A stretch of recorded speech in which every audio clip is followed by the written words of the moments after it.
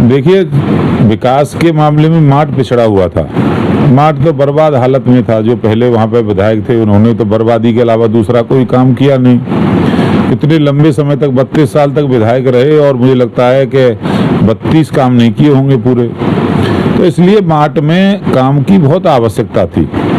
माट ने तो लूट मार झेली है, माट ने तो अराजकता झेली है, माट ने गुंडागर्दी झेली है, माट ने अन्याय और अत्याचार झेला है पूर्व विधायक का।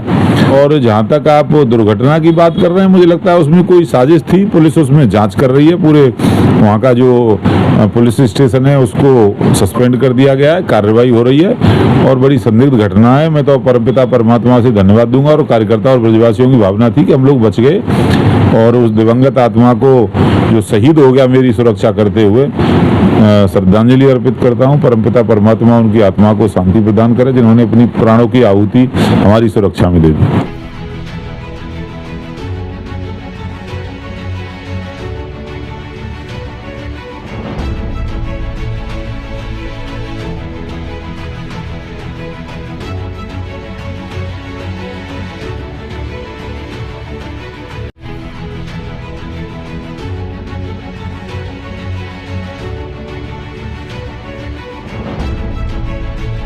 नमस्कार, आप देख रहे हैं अपनी मथुरा न्यूज़ में। हूं आपके साथ में प्रतीक चतुर्वेदी। देखिए, जिस प्रकार से इस समय ब्रज के लाल को एक बड़ी जिम्मेदारी भाजपा के द्वारा दी गई है, तो यहां लगातार जो उनके समर्थक हैं उनमें काफी उत्साह देखने को मिल रहा है। जी हां, आज मैं बात करने जा रहा हूं मथुरा के माट विधायक राजेश चौधरी की। उनको एक नई जिम्मेदारी जब मिली है तो जानेंगे क्या कहेंगे वह इस जिम्मेदारी के मिलने के बाद। जी देखिए, मैं अपने राष्ट्रीय नेतृत्व का, आदरणीय प्रधानमंत्री नरेंद्र मोदी जी, आदरणीय राष्ट्रीय अध्यक्ष नितिन नवीन जी, हमारे माननीय गृह मंत्री अमित शाह जी, भारतीय जनता पार्टी के प्रदेश अध्यक्ष पंकज चौधरी जी, मुख्यमंत्री आदरणीय योगी आदित्यनाथ जी, सबका बहुत बहुत आभार प्रकट करता हूं कि उन्होंने मुझे इस काबिल समझा और इतनी बड़ी जिम्मेदारी दी।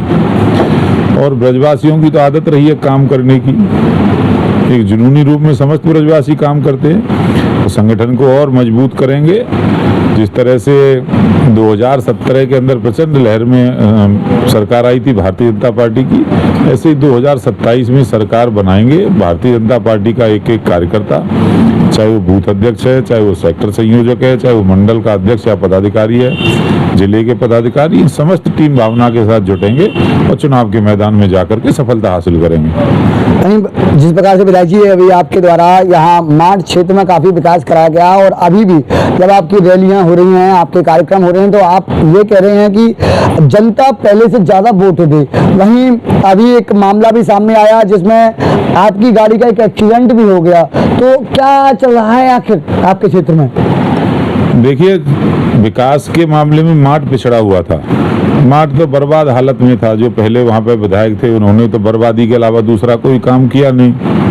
इतने लंबे समय तक 32 साल तक विधायक रहे और मुझे लगता है कि 32 काम नहीं किए होंगे पूरे।